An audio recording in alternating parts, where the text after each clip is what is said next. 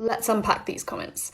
IE is not just another fad diet because it's not a diet at all. It's actually an anti-diet approach that challenges the status quo in diet culture, which celebrates thin bodies, shames fat bodies, labels foods as good and bad, and assumes that anyone who just moves more and eats less will unequivocally reach a set weight and will be healthy or aesthetically pleasing in today's society. And it's from that social construct and that kind of diet mentality that leads a lot of people to disordered eating and warped ideologies around food and body.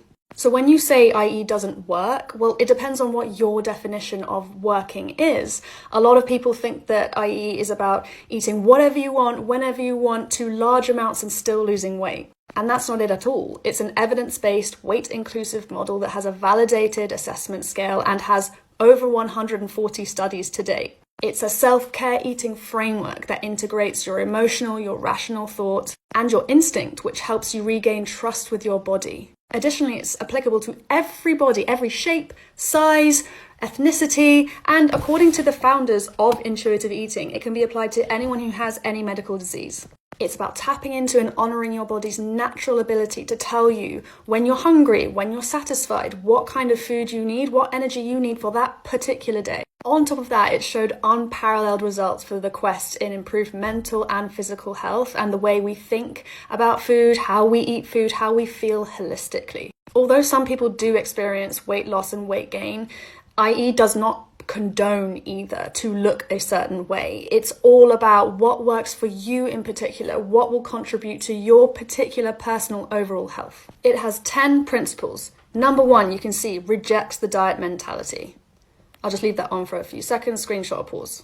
And lastly, the analogy is not in bad faith, and the counter-argument is a false equivalency fallacy. Firstly, the analogy is simply illustrating the notion that blaming yourself for an external catalyst's failings and then continuing to do so in the hopes of different results is illogical. And so I'm using said analogy to encourage people not to shame or guilt themselves for them failing on diets when actually there's sufficient sound scientific evidence to prove that diets fail us. And secondly, the counter-argument is a false equivalency fallacy because I'm not talking about cancer. I'm talking about intentional weight loss through using diets and the effects that said diets have on our bodies. I'm not a cancer expert. I have no personal experience nor professional education on the matter, nor do I know anything about cancer treatment and what particular cancer medications work or not. So I would not give this advice about cancer. However, I can only imagine if a cancer treatment had the same effects as the fabricated hair loss example used in the analogy, it would not be used to treat people with cancer. But again, I'm not a cancer expert.